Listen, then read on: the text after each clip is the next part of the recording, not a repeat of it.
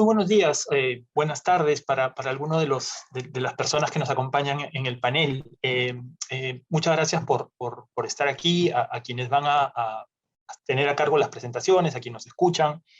El Instituto de Estudios Peruanos se siente muy satisfecho de recibirlos, aunque sea de manera virtual, en esta oportunidad. Se trata de un conjunto de mesas verdes, así le llamamos nosotros, por una especie ¿cómo se dice?, conexión con el pasado, de una mesa grande que tenía pues, el típico mantel verde en el cual la gente se sentaba alrededor a discutir sobre ciertos temas.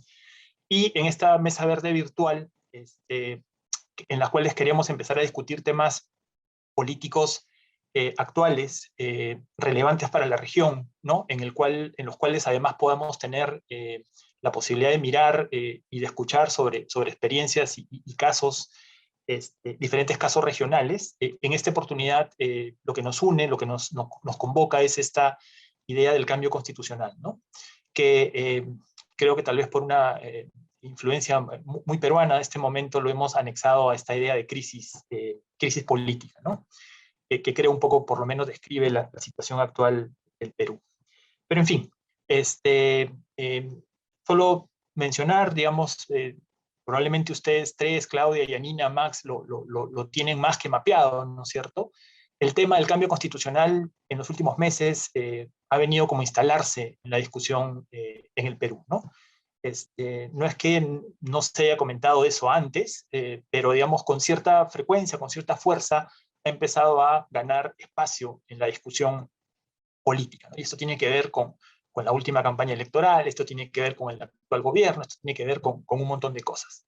Entonces, nos parece y nos parecía que, digamos, ya no podemos seguir desde el Perú, digamos, haciendo, digamos, caso omiso a la discusión de este tema, ¿no? Porque no queda muy claro, pero el Perú podría estarse también inscribiendo, por lo menos en una lógica, ya sea de intento o de concreción de algún tipo de cambio constitucional. En esa línea son muchas las preguntas que tenemos, qué tipo de demandas se expresan, por qué en este momento, ¿no?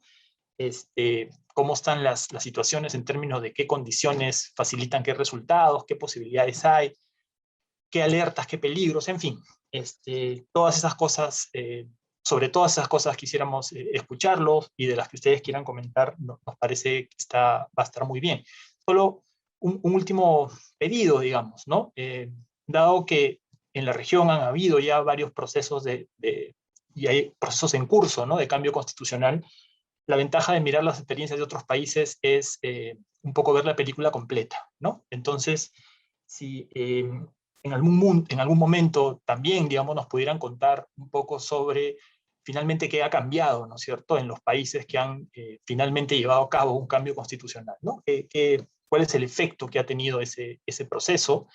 Y pedirles una mirada, digamos, estoy seguro, ¿no?, balanceada, pero también que nos permita entender los pros, los contras, ¿no?, las posibilidades, los problemas, en fin, todo lo que nos pueda servir a nosotros para comprender mejor lo que ha venido pasando en la región y un poco para pensar lo que viene en los próximos meses o años para nuestro país. En fin, nada más, eso era todo de mi parte. Comenzaríamos con Max, pero antes de comenzar, por favor, quisiera también presentarlos formalmente para todas las personas que nos están escuchando. Max Cameron es profesor del Departamento de Ciencia Política y de la Escuela de Políticas Públicas y Asuntos Globales de la Universidad de British Columbia, Canadá. Es doctor en Ciencia Política por la Universidad de Berkeley, en California. Y, entre muchas cosas, ha escrito y se ha especializado en temas de política comparada, constitucionalismo, democracia, economía política, con un fuerte énfasis en América Latina. Muchas gracias, Max, por estar aquí. Tienes 20 minutos, por favor. Muchas gracias, Jorge. Gracias al IEP por la invitación de estar en este panel. Yo quisiera empezar con una pregunta engañosamente simple, ¿no? ¿Qué es una constitución? Una constitución es más que una regla difícil de cambiar. De hecho, una constitución no es una regla ordinaria en absoluto. Una regla es un principio o reglamento más o menos explícita y consensuada que rige la conducta en un contexto particular. Un semáforo, por ejemplo, les permite a los choferes saber cuándo ir o pararse. Tenga en cuenta que para que una regla esté en vigor se requiere un acuerdo. Las constituciones son los acuerdos que permiten tener reglas. Son reglas constitutivas, no reglas de juego. Una buena analogía, me parece, es el ajedrez. En el ajedrez, cada pieza del tablero puede moverse de cierta manera, ¿no?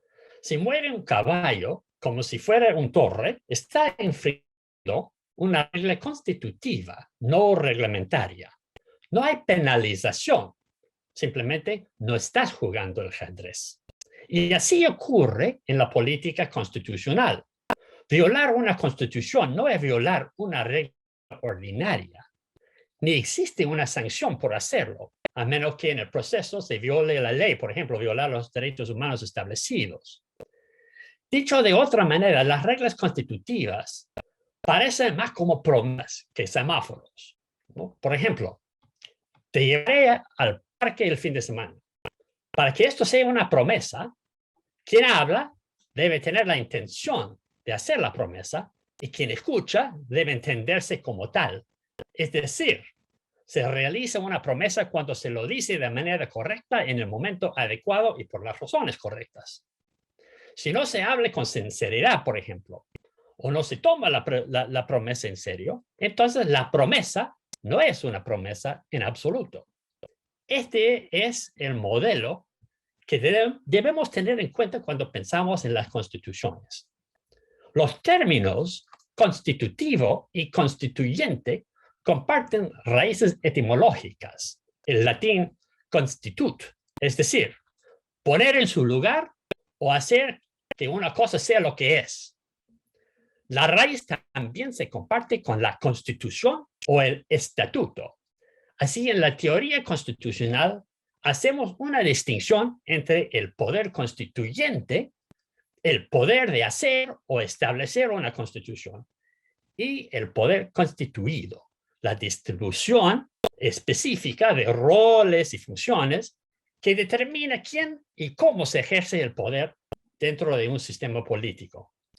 Lo más importante que hacen las constituciones no es solamente consagrar derechos y deberes establecidos, sino establecer las instituciones mediante las cuales estos derechos y deberes se codifican en estatutos. Estas instituciones son los poderes legislativo, judicial y ejecutivo. Y una constitución que no establece los distintos roles y responsabilidades de esas ramas no es una constitución en absoluto. Dado que los poderes constituidos deben su existencia al ejercicio del poder constituyente y la legitimidad de sus acciones depende de que se repromulgan continuamente lo que establece la Constitución, la teoría democrática insiste en que la fuente soberana de autoridad para establecer una Constitución debe descansar en el pueblo. De lo contrario, la propia Constitución no es más que una imposición ajena al pueblo, un mero sistema de dominación. Una breve coda a esa discusión. La distinción entre poder constituido y constituyente no es ni exclusivamente temporal ni puramente dicotómica. Las reglas ordinarias no se aplican ni se hacen cumplir por sí mismas, sino por agentes humanos. Y por tanto, la Constitución se hace y se rehace continuamente en la práctica a medida que se vuelve a promulgarlo o descuidarlo con el tiempo. Todo acto de fiel obediencia refuerza la Constitución. Toda infracción la debilita. Es especialmente importante en un contexto como Perú, en el que las élites poderosas tienden a tratar la ley de la Constitución como si fueran reglas absolutas, por un lado, y violarlas constantemente por el otro. Tal corrupción de la Constitución es la esencia misma de la oligarquía, como ha recientemente discutido a Camila Vergara en su libro Corrupción Sistémica. Uno de los mejores correctivos para esas tendencias oligárquicas es el trabajo de los juristas. Y en mi opinión, la sentencia del Tribunal Constitucional del 2002 con respecto a la ley número 27600 es ejemplar. La ley 27600 delineó un proceso de reforma de la Constitución del 93 y fue cuestionada como un ejemplo de poder constituido usurpando el poder constituyente, es decir, violando las reglas de la Constitución del 93 que gobiernan la reforma constitucional. El esfuerzo por reformar fundamentalmente la Constitución del 93 se caracterizó como un golpe de Estado, ¿no? Decía el demandante: solo los cambios realizados de acuerdo con los procedimientos descritos en la Constitución del 93 debían ser admitidos como legales y constitucionales. Cualquier convocatoria de una asamblea constituyente no tenía validez constitucional, o eso decía. El Tribunal Constitucional dijo que el Perú tiene una larga historia republicana, fundada en la idea de la soberanía popular. Pero ha habido muchos cambios constitucionales, con 12 constituciones diferentes desde la independencia. Y a menudo estas constituciones reflejaron los programas de gobiernos de turno. Eran más o menos planes de gobierno, más que principios fundamentales. Y, de hecho, estas constituciones se han utilizado para legitimar gobiernos de facto. Y ese es el caso de la Constitución del 93, diseñada para legitimar el autogolpe de Fujimori mediante un referéndum de dudosa legitimidad. La vinculación del poder constituyente con acciones posteriores a un golpe de Estado no es nuevo en el Perú. Hay otros ejemplos. Podemos pensar en Bolívar, en Leguía, en Velasco. Decía el tribunal: la Constitución del 93 fue consecuencia del golpe de Estado del 5 de abril de 92, además de la corrupción generada por el uso arbitrario, hegemónico, pernicioso y corrupto del poder. Y se constituyó en un agravio al sistema democrático, pues se aprobó deformándose la voluntad de los ciudadanos. Seguía: en suma, normalmente la convocatoria de un poder constituyente para que se elabore una nueva carta siempre ha sido una salida política frente a la instauración de un régimen de facto, cuyo final o ya se había producido o era una crónica de su muerte anunciada. El cambio constitucional, en ese sentido, ha sido una cuestión de higiene democrática y de reinserción en los principios del Estado de Derecho. Fin de cita. Por tanto, el tribunal decía que reformar o cambiar la Constitución era válido y la cuestión era cómo. Decía el tribunal: en términos generales, suele considerarse como poder constituyente a la facultad por la cual el pueblo, en cuanto titular de la soberanía, decide instituir un orden constitucional. Fin de cita. El Tribunal Constituyente decía que el poder constituyente es una fuerza de transformación, es único, extraordinario y ilimitado. Le cito otra vez: único como consecuencia de que ningún otro poder o forma de organización puede en estricto ejercer la función que aquel desempeña.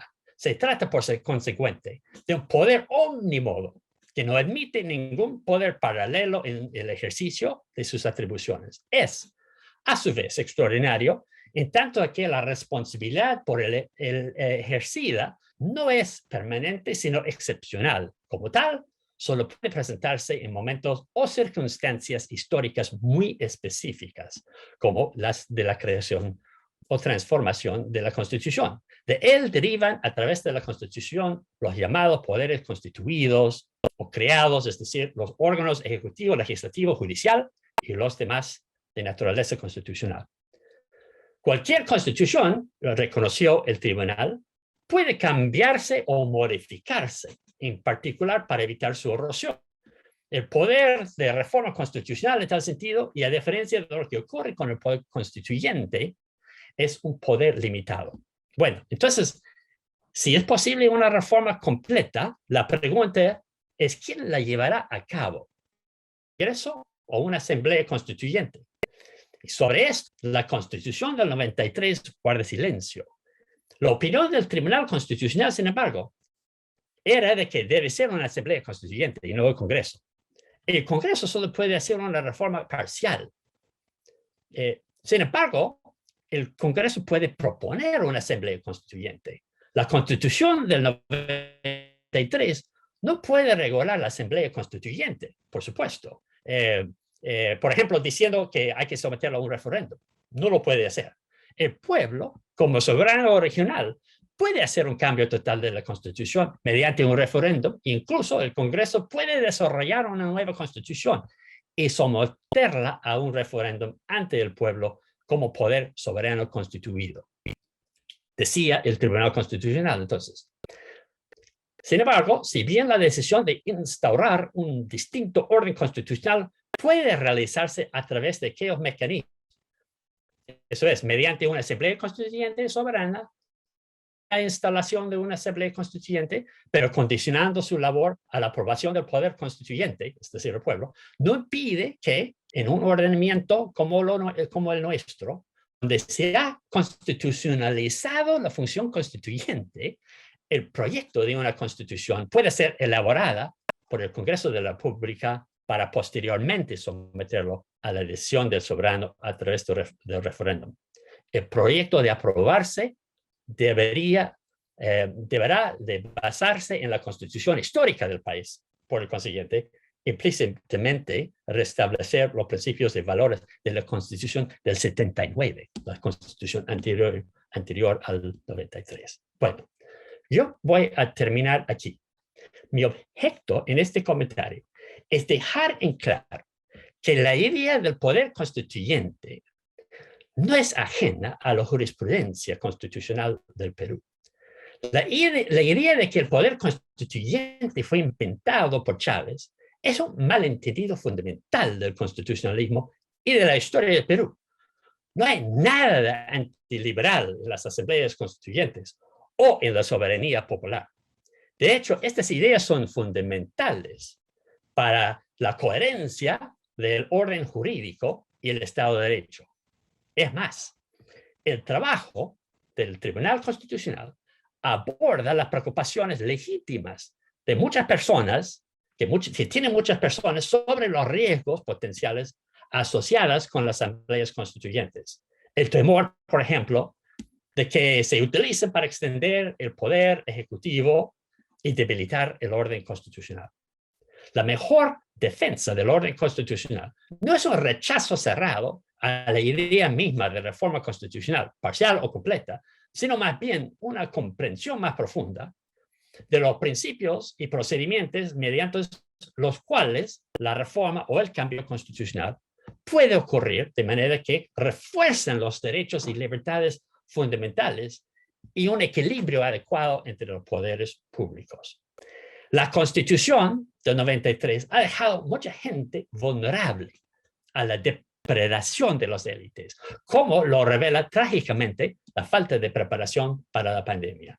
Como dice Pedro Grandes, los mayores déficits de la Constitución del 93 están sin duda en la ausencia de garantías para los derechos sociales. El tema no es solo empoderar el Estado para proteger la salud, las condiciones laborales, la seguridad, la educación de la población, sino también brindar los mecanismos de control y participación popular necesarios para hacer estos derechos efectivos. Estos son especialmente importantes en un país donde los mecanismos de representación son débiles. Una reforma de constitución podría lograr un nuevo equilibrio entre los derechos de los inversionistas y los ciudadanos, entre la regulación para el bien social y el libre mercado, y entre los poderes del Estado sin ningún retroceso en materia de derechos constitucionales, libertades republicanas y gobernabilidad, sino por el contrario, son necesarios. Y lo termino ahí. Gracias. Muchas gracias, Max. Bueno, habíamos acordado que en segundo lugar iba a estar con nosotros Claudia Hayes. Permítanme, por favor, brevemente presentarla. Ella es directora de la carrera de Ciencia Política de la Universidad de Chile e investigadora adjunta de la línea Conflicto Político y Social del Centro de Estudios de Conflicto y Cohesión Social. Ella es también doctora en Ciencia Política por The New School for Social Research, y sus principales temas de investigación son teoría política, estados de excepción constitucional, constitucionalismo, y nada, un gusto tenerte, Claudia, con nosotros. Por favor. Muchas gracias, Jorge, muchas gracias al Instituto de Estudios Peruanos por esta invitación. Creo que es muy fructífera la discusión que podamos tener comparando las experiencias que estamos viviendo países, bueno, como Chile y Perú, que tienen tantas cosas en común, y otros países de la región que han vivido también procesos parecidos, quizás a Colombia, y desde su estallido y otros estallidos sociales, estamos viendo que estos procesos no son únicos, y en ese sentido creo que es muy interesante esta conversación. Y también quiero decir que es un honor para mí compartir pantalla con Max Cameron y con Janina Welp, que son personas que admiro mucho, que leo permanentemente, y que me honra estar aquí conversando con ellos sobre la situación de Chile, que es de lo que yo voy a hablar. Yo quisiera contarles un poco en qué está el proceso constituyente chileno y cómo lo veo yo. Hay, por supuesto, muchas interpretaciones distintas de lo que ha sido el proceso constituyente. Voy a poner el temporizador para no extenderme demasiado.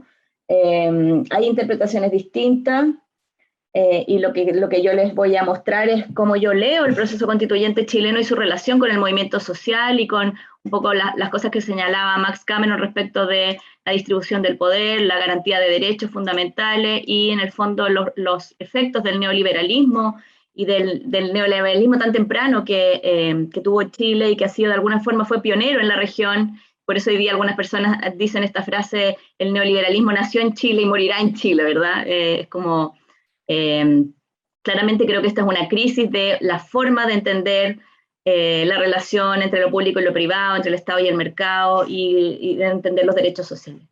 El país, así como se hablaba de las 12 constituciones peruanas, Chile tenía una estabilidad constitucional bastante notable en relación con otros países de la región. Estas son sus principales constituciones. Tuvimos una que duró muy poco, escrita por un español, José Joaquín de Mora, que fue la Constitución Liberal del 28, y que fue reemplazada, como decía Max. Las constituciones muchas veces encierran proyectos políticos más o menos específicos y van más allá de establecer reglas del juego que permitan distintos desarrollos políticos, y eso se va modificando muchas veces por la vía de reforma o a veces por la vía de crisis más aguda. La Constitución nuestra del 28 fue derrotada por las armas en un conflicto armado donde los conservadores impusieron la Constitución del 33, establecieron la reelección presidencial que no existía en la del 28. Esto tiene que ver con la concentración del poder y con presidentes muy poderosos que surgieron en el periodo de los decenios a partir de esa nueva constitución que modificó la Constitución del 28, que estableció el estado de sitio por primera vez en América Latina. Brian Lohmann, en su libro La Constitución de la Tiranía, destaca mucho el rol que tuvo la Constitución del 33 como ejemplo de herramientas de represión política en nombre de la emergencia y de la crisis política en la región.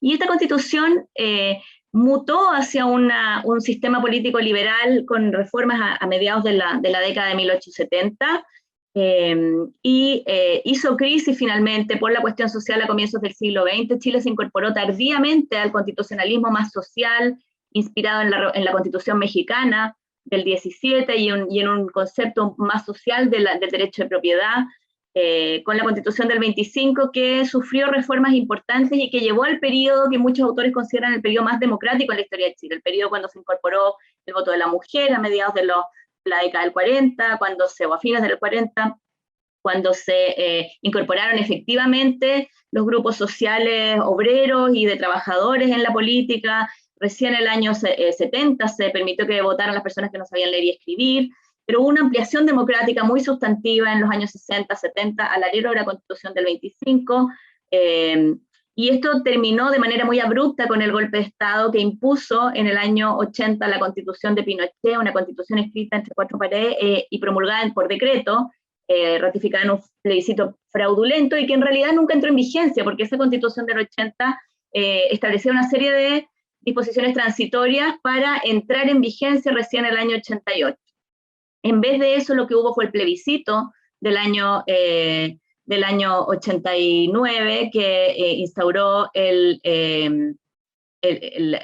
retorno a la democracia y las reformas constitucionales a la Constitución del 80, que permitieron que entrara en vigencia una Constitución del 80 reformada el año 90, con el retorno a la democracia. Entonces tuvimos un retorno a la democracia que fue con una democracia tutelada o protegida, con una democracia con muchos enclaves, como los llama Manuel Antonio Garretón, que venían de la dictadura, una democracia incompleta, y que sufrió también muchas, aquí no están todas las reformas de la Constitución del 80, les voy a mostrar un poco más.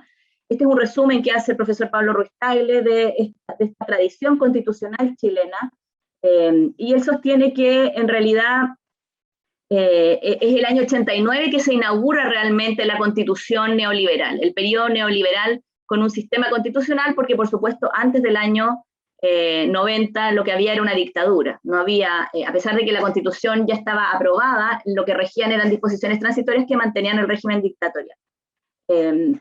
La constitución del 80 sufrió muchísimas reformas desde ese inicio, digamos, de la democracia. Para empezar, la primera reforma importante de la Constitución del 80 fue el año 89, fue antes de una reforma constitucional negociada entre las fuerzas de la oposición a la dictadura, y permitió en el fondo el tránsito a la democracia con esta constitución, y sacó las cosas más ominosas, como la gran cantidad de senadores designados que tenía la constitución original, por ejemplo, que parecía incompatible con el sistema democrático, sin embargo mantuvo 9 senadores designados. Mantuvo la inamovilidad de los comandantes en jefe de las Fuerzas Armadas, y a Pinochet específicamente como comandante en jefe por muchos años más. Mantuvo el sistema electoral binominal, mantuvo un alto quórum de reforma constitucional que hacía muy rígido el sistema, mantuvo la existencia de leyes orgánicas constitucionales, que entre paréntesis se redactaron muchas de ellas ese verano, o sea, justo antes de traspasar el mando, el año 90, en el verano del 90, antes de traspasar la banda presidencial a Patricio Aylwin en marzo del 90, la dictadura se apuró en legislar una serie de cosas como leyes orgánicas que requieren 4/7 de los votos, y que gracias al sistema electoral binominal hacían casi imposible que existieran los 4/7 para reformarla. O sea, dejaron amarrado el sistema político, y como ustedes ven aquí hubo muchas otras reformas constitucionales. La más importante en términos de la democratización del sistema político fue la del año 2005, donde se sacaron los designados y vitalicios, se estableció el control civil de las Fuerzas Armadas, reduciendo las atribuciones del Consejo de Seguridad Nacional, etc. Pero también esa reforma, como moneda de cambio de la negociación entre los herederos de la dictadura y la oposición, fortaleció el rol del Tribunal Constitucional como un actor de veto y como un actor de protección del sistema político heredado de la dictadura. Como les decía, hubo un plebiscito fraudulento el año 80 que buscó darle una cierta legitimidad política a la Constitución del 80. Este plebiscito hay un libro que se llama El Fraude, que muestra las formas en las que este plebiscito fue manipulado, pero lo cierto es que antes de aprobar la Constitución del 80, la dictadura permitió el único acto público de la oposición, que es conocido como el Caupolicanazo, porque se hizo en un teatro llamado Teatro Caupolicán, y ahí el expresidente Eduardo Frei Montalva, de la Democracia Cristiana, llamó a hacer una asamblea constituyente y llamó a rechazar la Constitución del 80. Como les decía, gracias al fraude, esta Constitución se consideró aprobada, y vinieron las disposiciones transitorias que rigieron hasta que esa elección que debía ocurrir en el año 89, según las disposiciones de la Constitución, se transformó por los eventos políticos en un plebiscito, donde se plebiscitaba si seguía Pinochet 8 años más o se iniciaba un proceso de transición en la democracia, y ese fue el famoso plebiscito del 5 de octubre del 88, en que ganó el no. Y ahí, bueno, Pinochet fue derrotado por las urnas y reconoció su derrota, cosa que no era obvia, porque es inusual eso, y un año después, el 30 de julio del 89, hubo un segundo plebiscito donde se aprobó la reforma constitucional que les comentaba yo, que eliminó el exilio y eliminó algunos de los elementos que hacían más impresentable, digamos, llamar a esto democracia. También había la papeleta decía apruebo o rechazo, como la que tuvimos ahora en octubre pasado, para aprobar el proceso constituyente, pero entonces fue a partir de esa reforma del año 89 que entró en vigencia, en realidad, esto que Ruiz Tagle llama la República Neoliberal, y recién el año 2005 el presidente Ricardo Lagos promulgó una reforma sustantiva de la Constitución del 80 donde se eliminaron estos resabios de tutela militar sobre el sistema político. Imagínense, desde el 90 hasta el 2005 hubo 2 veces conflictos entre el presidente y el comandante en jefe, y el presidente no podía sacar al comandante en jefe, conflictos asociados a temas de violaciones de derechos humanos en dictadura. Sin embargo, con la promulgación de la Constitución no se acabó el problema constitucional, y por el contrario recrudeció al año siguiente la movilización social en demanda de derechos sociales, y particularmente del derecho a una educación más equitativa, más igualitaria, y fueron los estudiantes secundarios de la educación, de estudiantes de 15, 16 años, personas que no tienen derecho a voto, quienes se movilizaron para pedir el fin del lucro y la gratuidad en la educación secundaria, con financiamiento público, con un sistema de vouchers para la educación particular subvencionada que podía seleccionar a los estudiantes y que tenía fines de lucro. Esta movilización inauguró un ciclo de política contenciosa que tuvo un segundo punto muy alto en las movilizaciones estudiantiles universitarias del año 2011, pero hubo muchos otros movimientos sociales. Hay un libro editado por Sofía Donoso y Marisa von Bülow, que se llama Movimientos Sociales en Chile, que refleja un poco la gran cantidad de elementos que se movilizaron a través de las calles y de la protesta social. Temas como derechos de grupos excluidos, hubo una gran movilización feminista en el año 2018, derechos de los pueblos originarios, de las disidencias y las minorías sexuales, hubo una gran movilización por los derechos al agua y a la protección del medio ambiente, muchos proyectos energéticos fueron paralizados por la movilización social. Y toda esta situación llevó a una vinculación entre la falta de derechos sociales y el sistema político. El movimiento pingüino, como se le llamó al movimiento subsecundario, tenía como principal, digamos, como punto que querían modificar la Ley Orgánica Constitucional de Educación, que es una de estas 18 leyes orgánicas que son parte de los enclaves de la dictadura. Yo les decía que hay una gran rigidez institucional heredada de la dictadura, que es lo que Fernando Atria en su libro La Constitución Tramposa llamó los cerrojos o las trampas de la Constitución del 80, y esos son principalmente los 4 que yo he enumerado aquí: el sistema electoral binominal, que sobre representaba a la derecha y producía una especie de empate desde el centro hacia la derecha y desde el centro hacia la izquierda, incentivaba la conformación de 2 bloques, los altos quórums para la reforma de la Constitución, las 18 leyes orgánicas, incluida la Ley de Educación, y el rol del Tribunal Constitucional como una suerte de guardián del modelo. Y esa rigidez institucional se unió a esta politización de la desigualdad. No es que la desigualdad haya aumentado con el inicio de los movimientos sociales, lo que aumentó fue la intolerancia a las consecuencias de esa desigualdad y la demanda por una mayor protección social. Y entonces, a partir de esta gran movilización social empezaron a ocurrir muchos cambios estructurales, podríamos decir, en un sistema político que había parecido muy estable desde el retorno a la democracia. El año 2011, Juan Pablo Luna y David Altman escribieron un artículo que se llamaba Desraizados pero estables, para describir el sistema de partidos chilenos. Parecía en la superficie un sistema que seguía siendo programático, que representaba distintas fuerzas políticas, y sin embargo, ese sistema, decían estos autores, había perdido completamente su raíz social, y lo que hubo fue un gran distanciamiento entre las élites y la ciudadanía, y un rechazo, básicamente, ciudadano a la clase política y a las instituciones en general. Algunas nuevas reglas que trataron de hacer frente a esta situación: hubo una reforma electoral en el año 2012 que instauró el voto voluntario. Algunas personas pensaban que esto podía reducir un poco la caída en picada que tuvo la participación electoral. En Chile está entre los 4 países que han tenido caídas de participación electoral más bruscas. También hubo una reforma que puso fin al binominal en el año 2015, que se usó en realidad por primera vez en la elección del 2017, es decir, para el Congreso actual. Este Congreso es el primer Congreso electo sin sistema electoral binominal, y eso permitió que entraran otras fuerzas políticas, además de las de la centroizquierda y la centroderecha, al Congreso. Se aplicó también una cuota de género que significó pasar de un 15% de mujeres en el Congreso a un 23%. Se instauró el voto de los chilenos en el extranjero, hubo muchos escándalos de corrupción en el año 2015 que impulsaron la creación de una comisión, de la Comisión Engel en el gobierno Bachelet, para modificar las reglas de financiamiento de la política, financiamiento de las campañas y de los partidos, la reinscripción de los padrones electorales de los partidos, entre otras cosas. Y todo esto llevó a lo que mucha gente considera que es el fin del ciclo de la concertación, que fue un ciclo que duró bastante tiempo, pero que tenía avisos ya desde mediados de los 90 de desgaste, ¿verdad?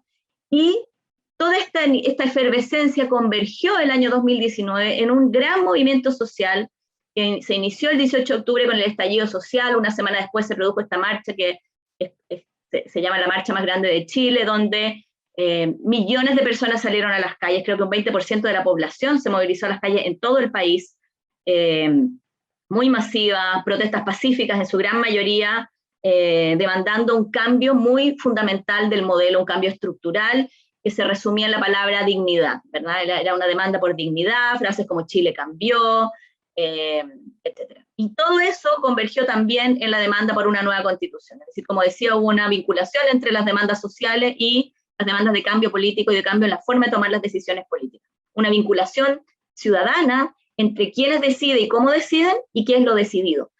El 15 de noviembre se firmó el acuerdo entre los presidentes de partidos políticos y presidentas de partidos políticos que dio inicio al proceso constituyente al firmar 12 puntos que establecían la ruta de este proceso constituyente, que iba a tener un plebiscito de entrada, una elección de convencional, un plebiscito de salida, que se iban a aprobar las normas de la convención por los 2/3, que esto se iba a redactar a partir de una hoja en blanco, es decir, no como una reforma a la Constitución del 80. Todas esas reglas están en estas 2 paginitas que firmaron los presidentes de partido y que posteriormente se convirtieron en una reforma al capítulo 15 de la Constitución, la ley 21.200, que es la que regula en lo principal el proceso constituyente.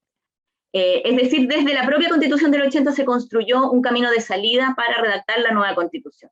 Más adelante se promulgó una ley que estableció la paridad de género en la Convención y la capacidad de los independientes de competir en listas de independientes, y eso llevó al resultado inédito de tener un 67% de independientes en la Convención Constitucional. Hubo algunas elecciones que tuvieron que posponerse por la pandemia, pero el apoyo a la nueva Constitución fue muy abrumador, y también a que esta Constitución la escribiera un órgano no integrado por parlamentarios, sino completamente electo. Mucho después, recién en diciembre, después del plebiscito, se aprobó otra norma de inclusión que permitió tener 17 escaños reservados para pueblos originarios y que estableció una cuota para personas con discapacidad en la elección, una cuota pequeña del 5%, pero que tuvo un valor simbólico más que en realidad efectivo en incorporar el tema de la discapacidad dentro de las propuestas de inclusión política. Las elecciones del 15 y 16 de mayo dieron un resultado que sorprendió a todo el sistema político, donde los independientes fueron los grandes ganadores. Fue una elección muy compleja, que eran 4 elecciones en una. No solo se elegían los miembros de la convención, sino además gobernadores, alcaldes, concejales, y la composición de la convención quedó con mucha menos votación de la derecha de lo que todo el mundo esperaba, y eso significó que la derecha no alcanzó el tercio que necesitaba para vetar normas en la convención. Por otro lado, ningún grupo por sí solo tiene los 2/3 necesarios para imponer normas, es decir, quedó una convención electoral heterogénea, formada por varios grupos distintos, pero con una gran presencia de independientes. No solamente los independientes en listas de independientes obtuvieron 48 escaños, sino que además las otras listas llevaban también 56 convencionales más sin militancia política, lo que significa que hay un 67% contaba de convencionales que no son militantes de partidos políticos. La composición de la convención es totalmente distinta de la composición de nuestro Congreso. No solo por las mujeres, la paridad de género, los pueblos originarios, los independientes, hay una composición del origen social que es distinta, que es mucho más diversa y que es mucho más parecida a la sociedad chilena. El 4 de julio la convención empezó a funcionar, nombró como presidenta a la académica mapuche Elisa Loncón y como vicepresidenta el profesor de Derecho Constitucional Jaime Baza. Su primera declaración, que fue bastante polémica, fue una declaración sobre los presos políticos, lo que la convención llamaba presos políticos de la revuelta, es decir, las personas que resultaron detenidas por la confrontación básicamente entre la policía y los manifestantes durante todo este periodo del estallido, y también por los presos del territorio mapuche, que son conflictos básicamente entre el Estado, entre la policía y personas que han tenido acciones contenciosas, digamos, con la policía. Lo que está haciendo hoy día la Convención Constitucional es aprobar su reglamento, en eso estamos hoy día. Se espera que a fines de septiembre, quizá a comienzos de octubre, termine de aprobarse el reglamento y pueda, más o menos en el periodo se ha hablado del 18 de octubre, que es una fecha simbólica porque es cuando se inició el estallido social que dio origen a este proceso, empezar a discutir ya los elementos más sustantivos de la Convención. Aquí yo rescaté algunas de las polémicas o de los temas que han sido más debatidos en la Convención, el tema de establecer plebiscitos dirimentes entre medio en el proceso constituyente, polémicas por el quórum de los 2/3, ya en el reglamento y en la aprobación de las reglas de la Constitución, problemas de la relación entre la Convención y el gobierno, etc. Aquí yo les muestro, hay mucho seguimiento de la Convención, las sesiones de la Convención se pueden ver en directo en convención.tv, pero además hay muchos organismos observatorios, universidades que están siguiendo los trabajos de la convención, que están haciendo informes periódicos, y por lo tanto hay varios lugares donde se puede seguir esta discusión constitucional. Quería terminar señalando que ayer salió una encuesta de Ipsos y Espacio Público, donde se le pregunta a la gente qué emociones les despierta el proceso constituyente, y es bien notable que la emoción más destacada es la emoción de la esperanza. La gente en un 50% se muestra esperanzada respecto del proceso constituyente y expresa alegría respecto del proceso constituyente. La legitimidad de la convención aquí aparece con un 51% de confianza en la convención constitucional. Es interesante en estas flechitas que, si ustedes se fijan, 78% de las personas que se declaran de izquierda se muestra confiada en la convención, mientras que solo un 19% de las personas de derecha tiene confianza en la convención. Por lo tanto, hay una clara diferencia entre las percepciones que tiene la izquierda y la derecha respecto al proceso constituyente. Pero yo diría que la Convención Constitucional ha logrado mantener, a pesar de muchas polémicas, un estatus muy superior respecto de la confianza que tiene la ciudadanía en otras instituciones, como el Congreso, los partidos políticos y otras instituciones. Los debates sustantivos que vienen tienen que ver con derechos sociales, con la inclusión política, con mecanismos de rendición de cuentas y control ciudadano, con el régimen político, por supuesto. Ese es uno de los temas centrales que va a discutir la Convención, y hay una demanda de reducir quizá el poder presidencial. Hay una gran demanda por descentralización, política administrativa fiscal, y por el reconocimiento de la plurinacionalidad del país y de considerar algunos niveles de autonomía de los pueblos originarios. Este proceso combina la movilización desde abajo, es decir, claramente fue iniciado por el movimiento social, con una respuesta institucional de los partidos políticos y del Congreso. Y la pregunta es si este proceso va a lograr construir legitimidad política, si va a lograr, a través de la participación y a través de la inclusión, legitimar un sistema político que está muy dañado en Chile, y que yo digo aquí puede ser la reforma o muerte de los partidos políticos. Ahora nos enfrentamos el 21 de noviembre a una elección parlamentaria y presidencial que sin duda va a dialogar con este proceso constituyente. Ya hay algunas discusiones sobre el tema del periodo presidencial, y bueno, vamos a tener que ver qué pasa con la relación entre esta elección que viene y el proceso paralelo que se está dando de redacción de la nueva Constitución. Muchas gracias, perdón. Bueno, nada, yo voy a agradecer al Instituto de Estudios Peruanos por haber impulsado este evento. La verdad es que con solo haberlos escuchado, Max y Claudia, ya me doy muy por satisfecha. Excelente, excelente, y creo que hay mucho tema, ¿no? Bueno, yo había pensado, y creo que va muy bien después de escucharlos, en algo un poco más general, que creo que conecta muy bien con todo lo que se dijo para seguir en realidad, porque este debate está más abierto que nunca, ¿no?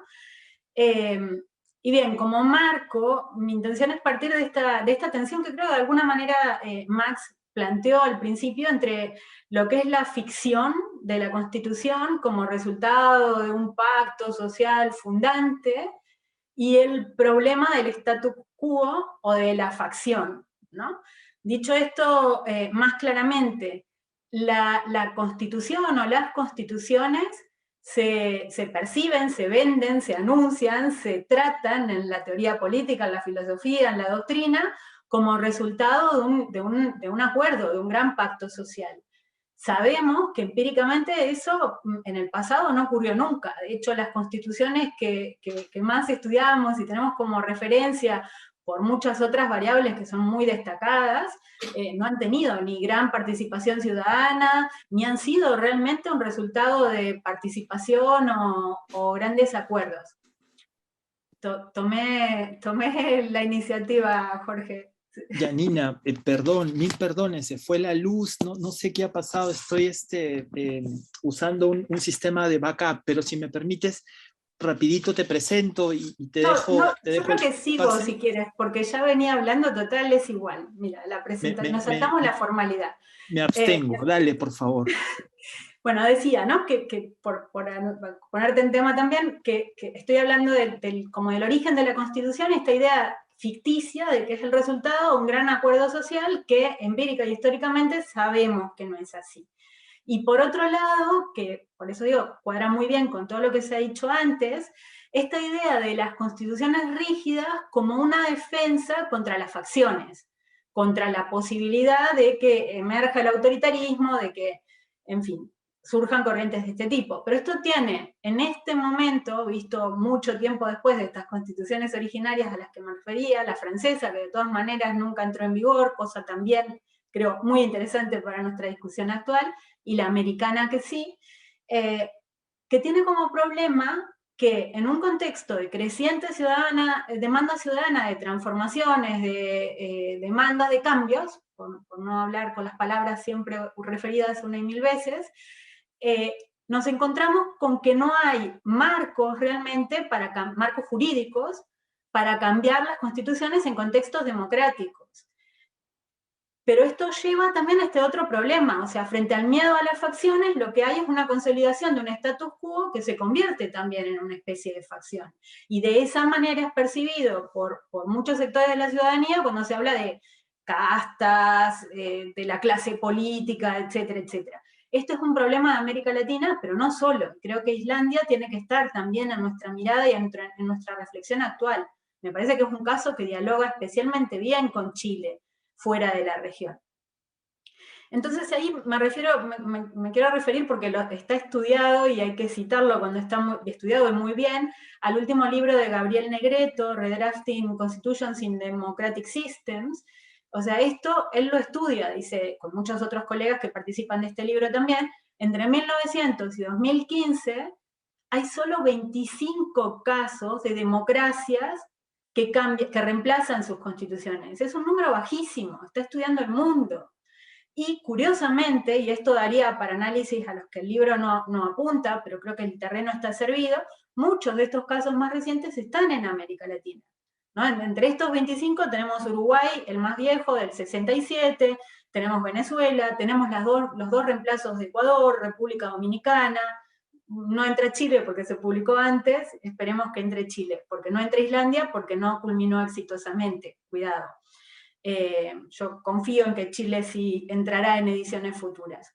Entonces, este es un poco el problema que tenemos, y que ustedes lo planteaban también. Y ahí quisiera referirme a 4 ejes, que son, si se quiere, un poco más mirada institucional directa sobre los procesos, pero que creo que dicen mucho para la discusión para una parte de la discusión que queremos tener.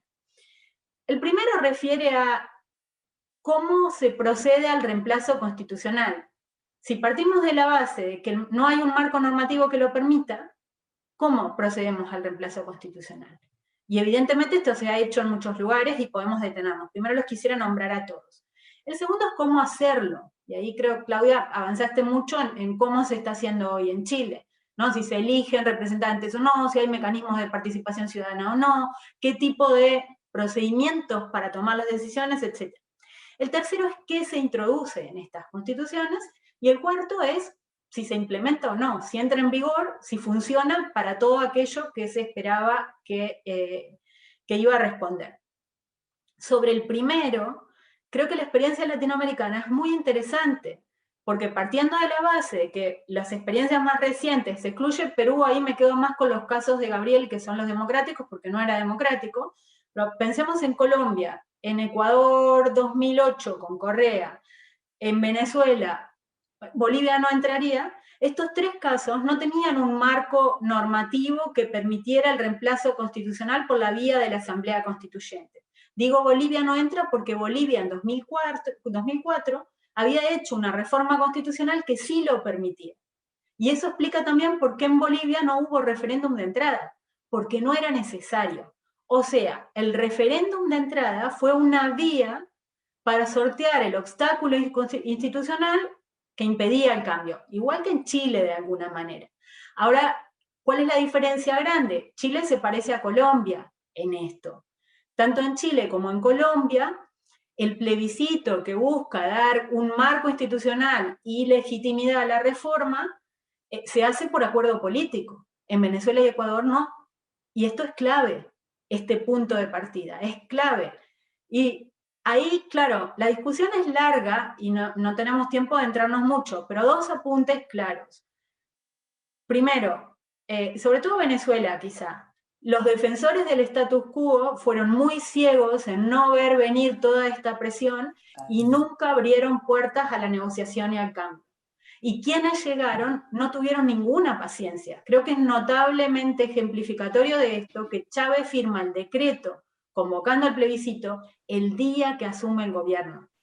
O sea, negociación cero, no hubo ninguna intención. Probablemente era poco probable que ocurriera, pero no. Bien, esto nos lleva al segundo punto, para tratar de respetar el tiempo también. ¿Cómo hacerlo? Y ahí también se han mencionado varios elementos que son muy importantes. Elección directa o parlamentos, ¿no? En Chile estuvo esta discusión, en los otros casos no. En realidad creo que hay una tradición latinoamericana donde la Asamblea Constituyente tiene un valor simbólico muy fuerte, lamentablemente muy por encima de sus posibilidades también, a la vista está. Pero bueno, eso sobre la mesa. ¿Cómo proceder? El sistema para la elección también es muy importante. La fragmentación de la que hablaba Claudia es resultado de la fragmentación existente en Chile, pero también del sistema electoral. El sistema que se escogió en Venezuela para elegir la constituyente sobre representó al chavismo. El chavismo se quedó con el 92% de los asientos. ¿Qué debate podía haber ahí? Bueno, en Ecuador, con una situación parecida, había debate porque había por lo menos facciones y grupos internos dentro de Alianza País, que después fueron suprimidos de una y otra manera. En Venezuela no, o sea, eso muy importante. Luego importante también, que eso está en discusión en Chile en estos días, ¿no? Y es interesante, los poderes de la Asamblea. Tanto en Ecuador como en Venezuela, como en Bolivia también, esas asambleas constituyentes electas para establecer nuevas constituciones, tarde o temprano, amparándose en marcos normativos también difusos, como son los que caracterizan un momento de este tipo, que es especialmente complejo, yo no soy jurista, se atribuyeron poderes que no les correspondían, generando un enorme ruido en el sistema e incrementando una tensión que ya era mayúscula. Y un elemento más que aquí tanto a Max como a Claudia como a mí nos interesa siempre especialmente, el de la participación ciudadana. A mí me parece muy, muy notorio también, pensando en los casos de Bolivia, Venezuela y Ecuador 2008, 2007-2009, que siendo que se hicieron amplias reformas para introducir mecanismos de participación, en los tres procesos la participación fue marginal y o deficiente. En Ecuador fue masiva, fue muy masiva la participación, pero no había ninguna estructura capaz de procesar esos contenidos. Había 3 personas en una unidad de participación popular que recibieron demandas de 170.000. No había capacidad, ni método, Entonces sí, fue participativa, pero ¿a dónde va esa participación? ¿Qué se hace? ¿Cómo se sistematiza? ¿No? Para mí, la participación ciudadana tiene un valor importante, pero en un marco que tiene que reconocer ese valor, si no, pantallas de humo, y ahí hubo algo de eso. ¿Qué se introduce? Sobre esto paso muy rápido, pero lo menciono también. Lo que vemos es que en las constituciones estas, sobre todo las que mencionaba, Ecuador, Bolivia y Venezuela, de alguna manera también en Colombia, pero sigue otro patrón, creo. Por un lado hay una gran ampliación y reconocimiento de derechos, se avanza muchísimo en muchos sentidos, pero por el otro, en Colombia no se cambia realmente la distribución del poder que, por ejemplo, preocupa tanto hoy en Chile, y en los otros países se produce una concentración de poder en el Ejecutivo, ¿no? Entonces ahí también hay un problema. Es democratizamos por un lado, pero por el otro no. Habría que analizarlo en mucho mayor detalle, soy consciente de que estoy simplificando, pero quiero seguir estructurando en puntos. Y luego el tema de la ratificación. Los referendos de ratificación tienen un valor y son importantes, pero son problemáticos también, porque hay que aceptar en paquete completo. Y en estos países, en los países andinos que mencionaba, sobre todo, por ejemplo, el caso de Bolivia es emblemático, ¿no? Los últimos días de la constituyente fueron tremendamente conflictivos. La policía, se tuvieron que mudar de lugar, porque había realmente una revolución social alrededor, momentos de tensión mayúscula.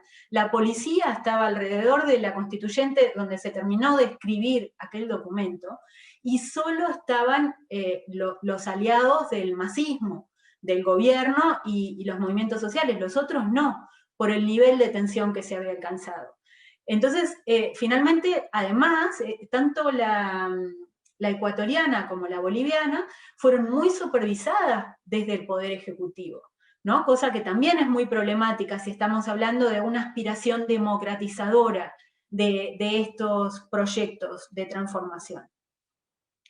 Entonces, no sé, Jorge, si me dices cuántos minutos tengo, los distribuyo, porque no controlé el tiempo. Y te quedan 10. Ah, vale, pues mira, me sigo toda... No, voy a intentar ocupar 5 y que conversemos un poquito. Porque quería traer el caso de Islandia, que mencionaba antes, que creo que también nos sirve mucho para esta discusión. Lo traigo rápidamente. En Islandia, es probable que muchos aquí sepan, es la crisis económica de 2008 la que pone sobre la mesa la demanda de un cambio constitucional. Se descubre que los políticos habían estado actuando con un nivel de corrupción y desidia también, porque hay... que había llevado a la bancarrota del país, ¿no? Islandia es un país muy especial, pequeñito, ahí bien arriba en el mapa, hace mucho frío, tienen unas condiciones en general muy, muy particulares. Creo que son 300.000 los habitantes, si recuerdo bien el dato. Esto lanza un proceso de participación ciudadana masiva, sin precedentes.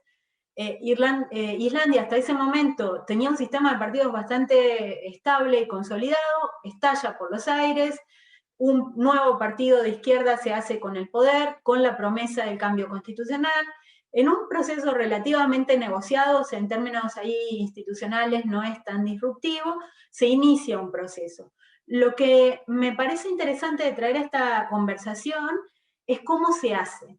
La decisión es que sea un parlamento el que haga la reforma constitucional, pero primero se convoca una asamblea sorteada de 900 ciudadanos y ciudadanas para, con representación descriptiva, hacer un borrador de aquel documento. Se procede de esa manera, el proceso es bastante largo, no voy a entrar en detalles, pero finalmente hay una nueva elección, se inicia un nuevo proceso.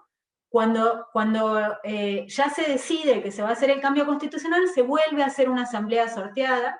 El momento de efervescencia había pasado, cuesta bastante cubrir estos cargos, que no es un dato menor, porque a menudo se habla mucho de estimular la participación ciudadana, y la evidencia empírica nos dice que la ciudadanía participa cuando está muy enojada, y luego participan los activistas, la gente de organizaciones sociales, que yo las creo muy necesarios, no veo nada en contra de eso. Lo que sí creo que es idealizar equivocadamente y con graves perjuicios, tener la expectativa de que la gente va a estar constantemente movilizada. Lo que vemos es que no es así.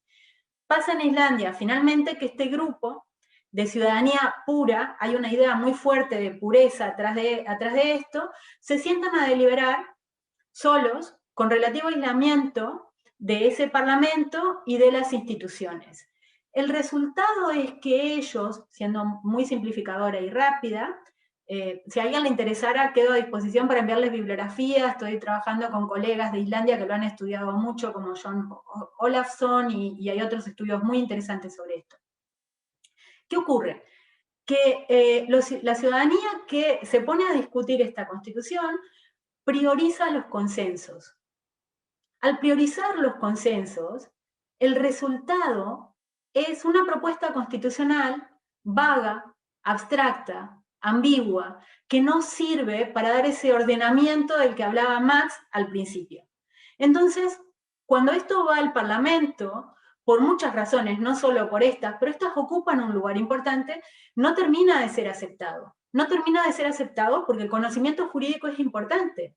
O sea, en un mundo interconectado, con sistemas jurídicos interconectados, la ley, aunque se escriba desde cero, nunca se escribe desde cero.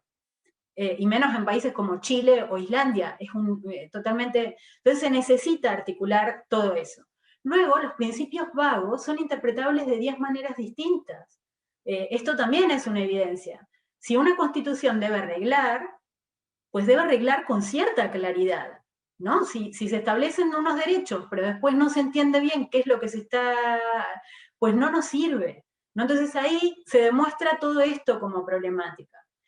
Entonces hay, para mí, problemas en distintos niveles, ¿no? Que la participación ciudadana se da disociada del proceso, es uno. Que se idealiza, y por lo tanto no sirve para conectar bien con ese proceso. Que los líderes políticos acaban ninguneando, por decirlo de una manera coloquial española, el resultado de eso también. Pasa también que el referéndum era no vinculante, entonces aunque se aprueba con un considerable apoyo esa constitución, nunca entra en vigor, porque el referéndum no era vinculante. Entonces ahí se arrastran una serie de problemas de diseño institucional y de concepción de qué es un proceso político de este tipo, que derivan en que esa constitución nunca fue aprobada y sigue ahí en la agenda, ¿no? Creo que otra vez va a entrar en la agenda y tendremos que mirarlo con mucha atención también. Entonces, con esto cierro con 4 o 5 apuntes. El primero, recomendarles el libro de Claudia Hayes, que la tenemos acá, La gente de Perú. Es un libro chiquito, escrito para entrar en el debate, chiquito en el sentido de que se lee muy bien y rápido, porque es un libro muy grande, donde explica por qué se necesita una constitución, y me parece realmente un libro muy ameno, maravilloso, para entender por qué se necesita una constitución.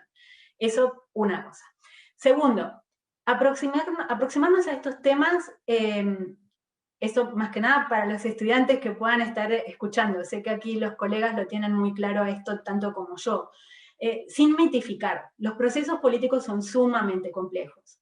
Sabemos que hay hojas de ruta mucho mejores que otras, pero no hay ninguna hoja de ruta que garantice el éxito, ninguna. Incluso también sabemos que la Constitución definitiva no conformará mucho a nadie. Lo importante es que confirme un poco a todos, ¿no? Yo ahí, cuando Claudia mostraba el último gráfico, donde decía la gente de izquierda, ¿no?, mayoritariamente confía, la gente de derecha mayoritariamente no. Digo, bueno, los que se declaran de centro son más los que confían que los que no. Dato importante también, ¿no? Agarrarnos de eso. Creo que es muy importante este tema. Lecciones que creo que se pueden extraer del marco que intentaba dar. Los acuerdos políticos son importantes, muy importantes, ¿no? Es como en los 90 en América Latina había cierto rechazo al statu quo, que creo que tiene muchas razones para entenderlo y explicarlo, pero que nos llevaron a situaciones mucho peor posteriormente. Por lo tanto, es muy importante entender que los pactos políticos son importantes. Hay actores de peso que tienen que estar sentados en la mesa de negociación, aunque no nos gusten. Lo que no quiere decir, por otra parte, que todo sea negociable. Yo creo que los derechos humanos siempre tienen que estar en el centro también, y hay líneas rojas. Pero cuando hablamos de una constitución, creo que eso está muy claro. Las reglas también, fundamentales, y me parece que en Chile eso se lo están tomando bastante en serio, hasta donde sé, dando seguimiento a la convención, ¿no? No sin conflictos, pero es muy importante discutir y fijar las reglas. La transparencia también es muy importante, y creo que también es muy importante, quizá como una lección más, saber que una constitución es un complejo de leyes muy grandes. ¿Ves? Yo veo como en Colombia, por ejemplo, los sectores de izquierda más progresistas que estaban por la participación se ocuparon de las comisiones donde se discutió la participación, y descuidaron otros, donde se estaba discutiendo realmente la distribución del poder, si se quiere. Prestemos atención a todo, cómo se da, y a generar un proyecto coherente, ¿no? Un proyecto de democratización, por ejemplo, puede incluir muchos derechos, pero si después concentra poderes en el Ejecutivo y anula determinados contrapesos y demás, es poco democrático, o ojea del otro lado, por decirlo de otra manera. Y finalmente, la participación ciudadana. Desmitificarla, como decía, por la experiencia de Islandia. O sea, no existe participación pura, primero, porque la ciudadanía, como nosotros mismos, es compleja y diversa. Pero además es importante que esté conectada con el proceso político, y luego es importante que se sepa qué pasa con la participación. Que no sea pura espuma, porque creo que eso también alimenta y mucho la espiral del desencanto. Y con esto lo dejo. Muy bien, muchas gracias, Janina. Brevemente, disculpas por todos los inconvenientes. Se fue la luz, regresó la luz, en fin. A ver, yo quiero, antes de darles la posibilidad de una segunda ronda, hacer un par de comentarios muy breves, ¿no? En primer lugar, me parece que ha sido súper interesante, ¿no es cierto?, no solamente las diferentes perspectivas que ustedes han puesto sobre la mesa sobre los procesos constituyentes, sino que nos han permitido pensar, por ejemplo, ¿no es cierto?, en que, digamos, hay diferencias bien interesantes y bien significativas, ¿no?, de los diferentes procesos que se han dado en los últimos años, por ejemplo, en una región como es América Latina, ¿no?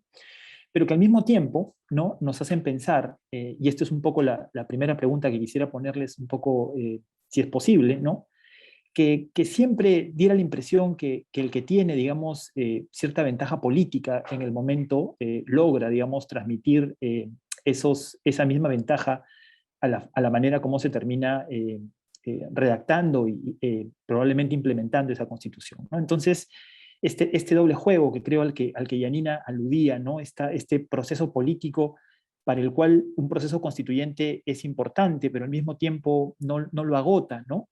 Y es tan político que el que tiene cierta ventaja política en el momento, insisto, logra, digamos, de alguna manera marcar ciertas cosas a su favor, con lo cual me parece que solamente incuba, digamos, la necesidad de una futura reforma.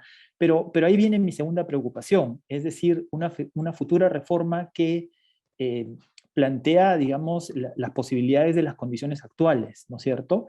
El caso chileno es un caso, me parece, que se escapa de alguna manera a este patrón de un sector que sea capaz de imponer sus intereses, porque ha terminado siendo, digamos, parece bastante plural, diverso, ¿no? Entonces, nada, ahí me parece que hay un tema fundamental e importante con relación a las condiciones, ¿no? A las condiciones que nos podrían acercar a procesos constituyentes que se asemejan un poco más a lo que Max, creo, nos relataba de manera más, no sé, deseable, esperable, ¿no es cierto?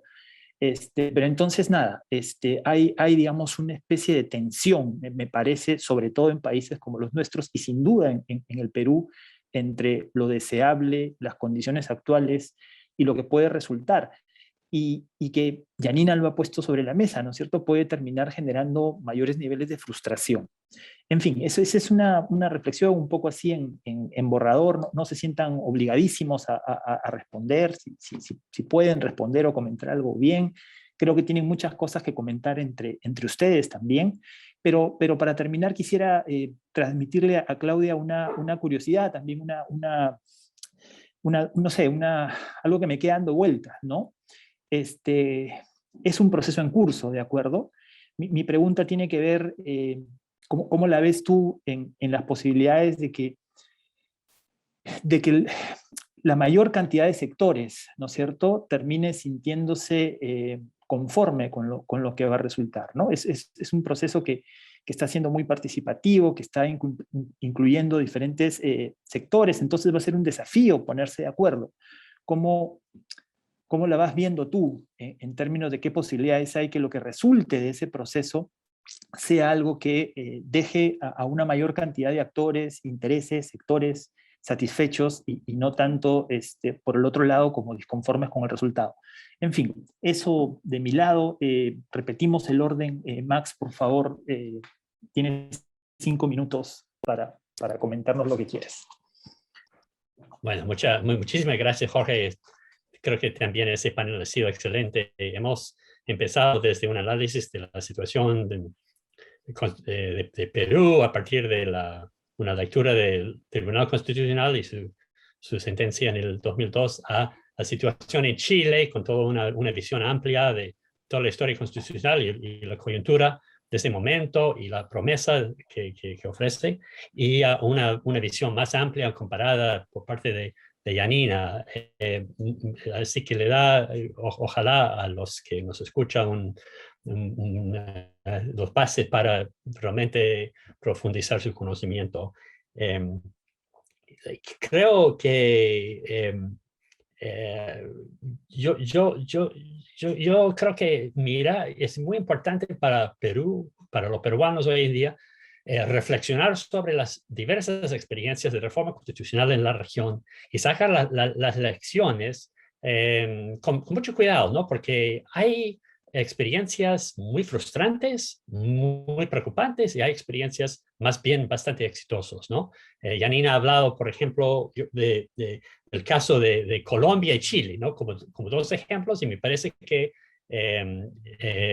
comparto eso. Yo creo que lo que está pasando en Chile hoy día tiene es más parecido a lo que hubo en Colombia en 91, Venezuela, ¿no? Y creo que los chilenos son conscientes de que no quieren repetir los errores de la experiencia del proceso de cambio constitucional que hemos visto en Venezuela y en menor grado en Ecuador y Bolivia. Yo digo eso porque yo creo que en el caso de Venezuela realmente tenemos un gobierno, un presidente que llega al poder y que ve en el constituyente un poder soberano, sin limitaciones, pero lo que quiere, en realidad es instrumento de él, que lo utilice para concentrar su propio poder, acumular el poder en manos del Ejecutivo. A pesar de que el cambio de la Constitución no es tan grande, o sea, la diferencia entre la Constitución del 99 y el 61 en Venezuela no son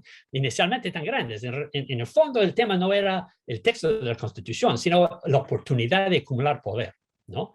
Y lo hizo de una manera que buscaba no solamente romper con el pasado, lo cual lo rechazaba totalmente, era moribundo, ¿no? El viejo orden, el pacto de punto fijo, y tampoco reconocer la oposición, como ellos representaban el pasado, ¿no? Entonces no buscó un consenso, un acuerdo real entre gobierno y oposición que permite la alternancia en el poder. Más bien buscaba un proyecto hegemónico. Y eso, creo que a eso va la pregunta de Jorge, ¿no? Cómo los gobiernos utilizan el momento de cambio constitucional para aprovechar de una ventaja temporal de poder para hacer un proyecto hegemónico, ¿no? De permanecer en el poder.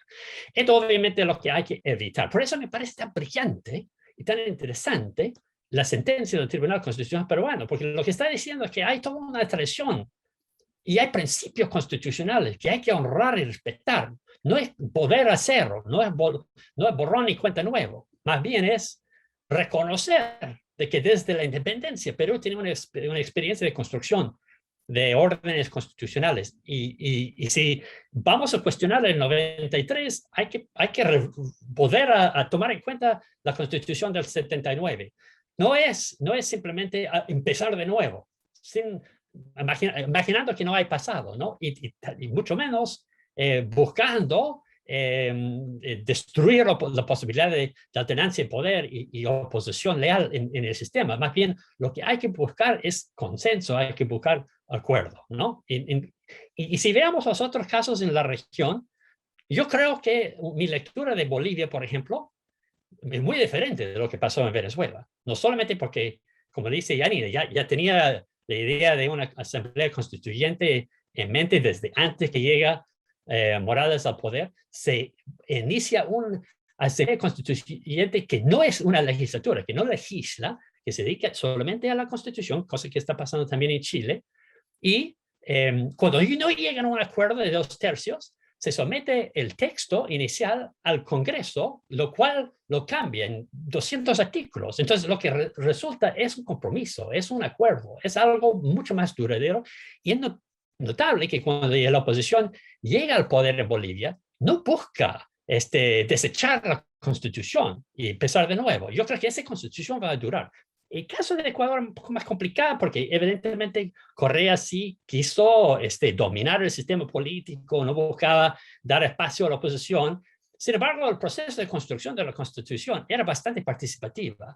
Y esa Constitución, creo que en términos de textos constitucionales, no es mala. Y ahora que hay un gobierno que no es correísta, ojalá que se va profundizando y desarrollando más esta Constitución. Entonces, un poco para ir a la pregunta de Jorge, sí, yo creo que obvio que hay que preocuparse que no se aproveche el momento de cambio constitucional para hegemonizar el sistema político y que es muy posible siempre en estos procesos que el resultado puede ser algo muy distinto de lo que se quiere, pero por eso es tan importante empezar con una lectura fina de qué cosa es la tradición histórica de constitucionalismo en el Perú, y la tiene, ¿no? La tienen una tradición muy rica, y tienen documentos alternativos, como la Constitución del 79, que vuelvo a repetir, yo creo que debe ser un referente en esa discusión.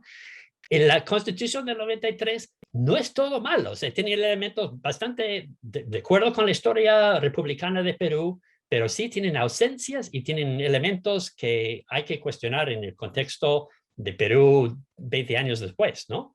Entonces, yo por eso, a pesar de los riesgos, sigo pensando que si Perú aprueba un proceso de constituyente, esto podría abrir la posibilidad de cambios muy importantes y muy positivos para el Perú. Muchas gracias, Max. Claudia, por favor. Sí, muy cortito. Yo pienso que Chile está en una situación bastante complicada, digamos. Yo creo que hasta aquí las cosas han funcionado bien, pero no es un proceso que esté garantizado ni que esté asegurado el éxito. Por muchas de las cosas que aquí se han señalado. Jorge preguntaba si Chile escapa al patrón de que en realidad las constituciones sean justicia del ganador, ¿no? Que sean imposiciones de un proyecto ganador sobre otro proyecto. Yo creo que hasta aquí Chile va saliendo airoso de ese dilema. Por supuesto, hay algunos sectores que ven el proceso constituyente como una revancha de la Constitución del 80 y que buscan, en el fondo, les gustaría, por lo menos, hacer una constitución parecida a la que hizo Jaime Guzmán, pero de signo opuesto, hacer un programa político de signo opuesto al de Jaime Guzmán. Pero eso no es lo que está primando en la convención y no están los números para una cosa así. Entonces yo creo que efectivamente tenemos la suerte de que tenemos una estructura plural de la convención donde se están buscando acuerdos, y además tenemos la suerte de que también en esta encuesta que yo les mostraba, que se dio a conocer ayer, aparece muy nítidamente la preferencia de una gran mayoría de las personas, creo que en torno al 80%, que dicen que lo importante es que la convención logre buscar acuerdos amplios. Es decir, por un lado está este descrédito de la política, este descrédito de la negociación, este rechazo a lo que se percibe como cocinas políticas, pero por otro lado hay una percepción bastante generalizada de que se necesitan acuerdos, y eso yo creo que ayuda a no pensar en proyectos maximalistas, sino a pensar en algo que realmente sea más modesto y que entienda la Constitución como reglas del juego y no como imposición de un programa político. Esto se vincula con la pregunta que hacía al final Jorge de si la Constitución va a dejar a la gente contenta. Es indudable que es probable que genere ciertos niveles de frustración, porque la gente que pidió nueva Constitución para poner fin al problema de las pensiones o para poner fin al problema de la educación no va a ver satisfecha con la nueva Constitución de manera inmediata esas demandas. Pero yo creo que eso también es como un poco... se hace mucho ese argumento en Chile, ¿verdad? Las constituciones no resuelven los problemas, pero yo creo que eso de alguna manera es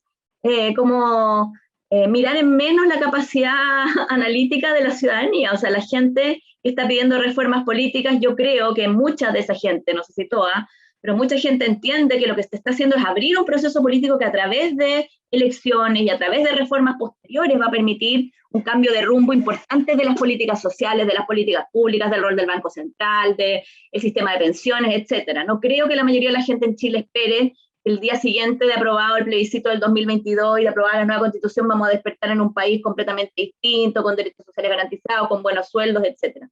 Entonces yo creo que también hay un cierto uso político del argumento de la inflación de expectativa.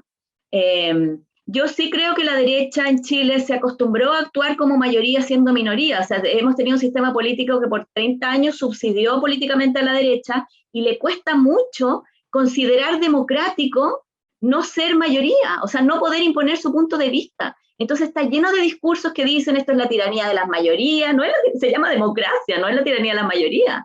Y yo creo que le ha costado a una parte, no quiero decir a toda la derecha, porque por suerte tenemos algunos sectores de la derecha que sí ven en el proceso constituyente algo que puede ayudar a legitimar el sistema político y a beneficiar a la sociedad en su conjunto, y no un proyecto político de izquierda, ¿no? Yo sí creo que el proceso constituyente va bien encaminado en el sentido de no ser un programa político específico. Tiene el grave problema de esta tremenda desafección, de esta tremenda ruptura que ha hecho que, como muchas otras partes, la distinción izquierda-derecha sea casi irrelevante frente a la distinción élite-ciudadanía o pueblo-oligarquía.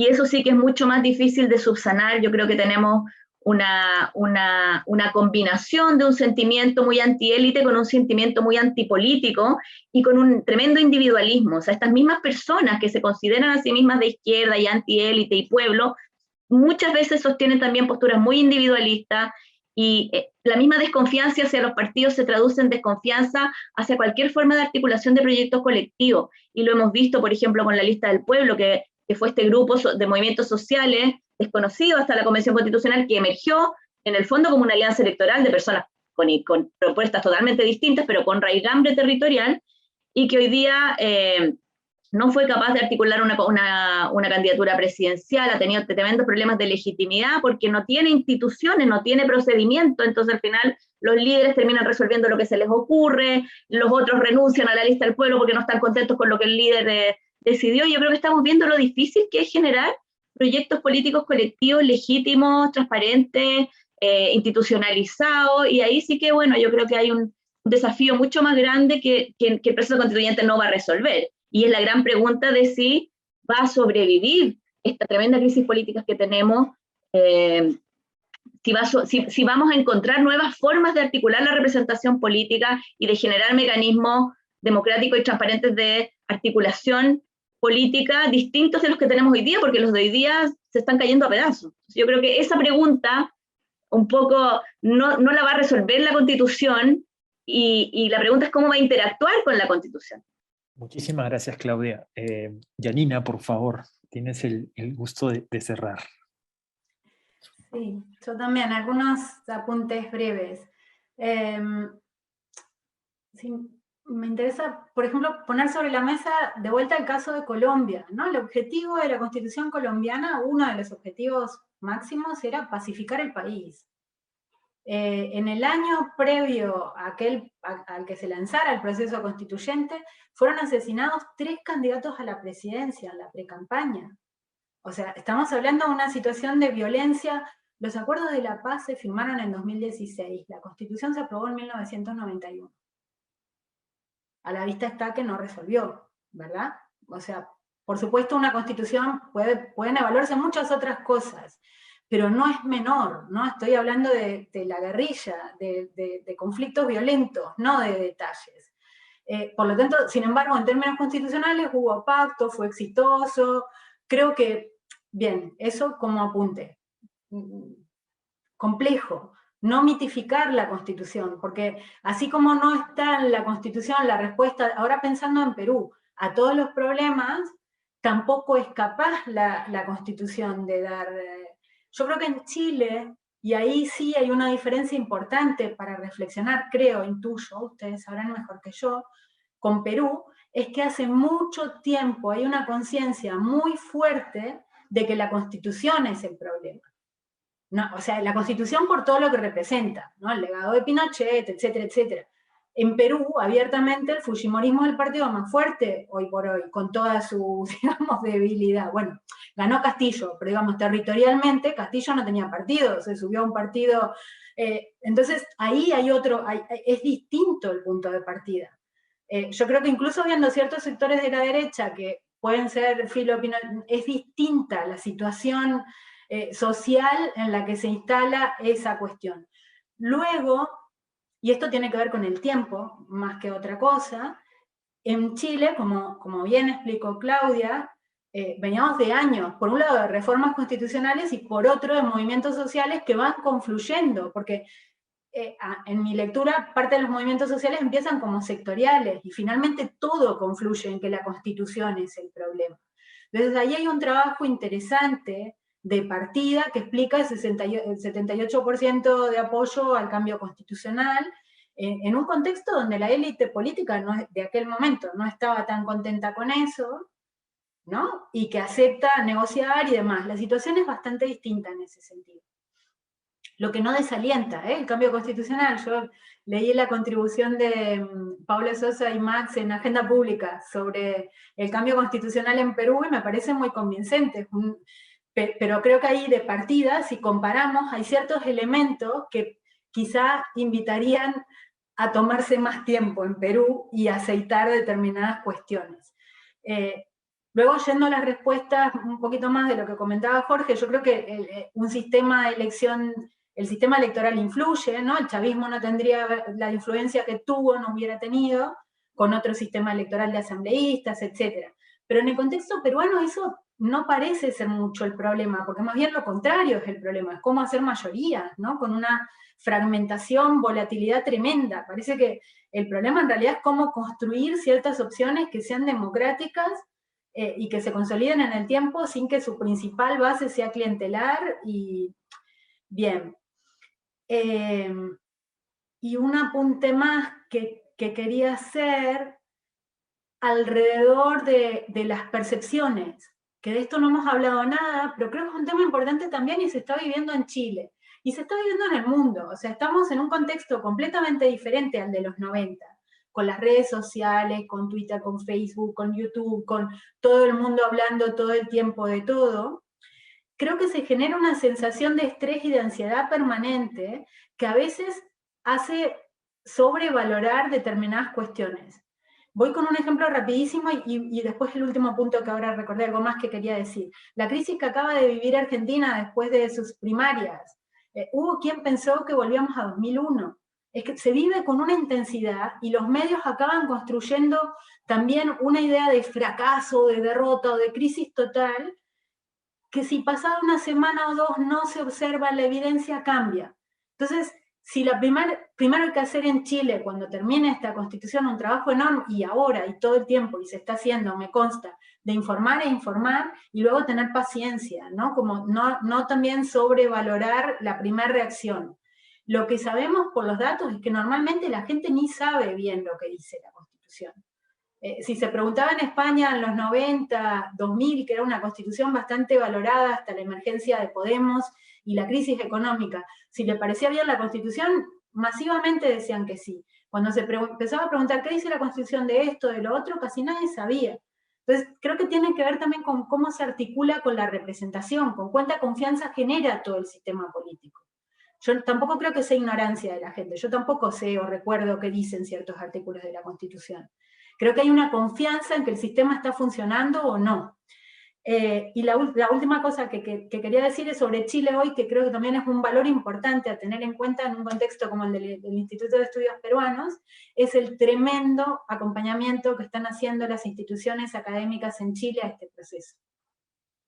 Lo están haciendo investigando todo, lo están haciendo dando soporte a los constituyentes y a sus asesores. Decía Claudia al principio, yo di un taller hace poco con asambleístas, me consta que hay un trabajo enorme de las distintas universidades y centros chilenos comprometiéndose con el proceso, que creo que tiene un valor inmenso también, de cara a la ciudadanía y de cara a ese colectivo, donde además por esos estudios mismos que están haciendo, sabemos que buena parte de los constituyentes tienen escasa experiencia, tienen ahí todo un recurso social de ese conocimiento acumulado que me parece una enseñanza para futuros procesos desde ya que pueda haber en Perú y en otros lugares de América Latina y del mundo. Muchas gracias, Yanina. Una vez más, disculpen todos los problemas técnicos, ha sido un gusto escucharlas. Recordarles a quienes nos están mirando que la grabación va a estar en la página institucional del IEP. Y nada, mi agradecimiento, espero que no sea la última vez que nos encontremos. Y de nuevo, muchas gracias y hasta pronto.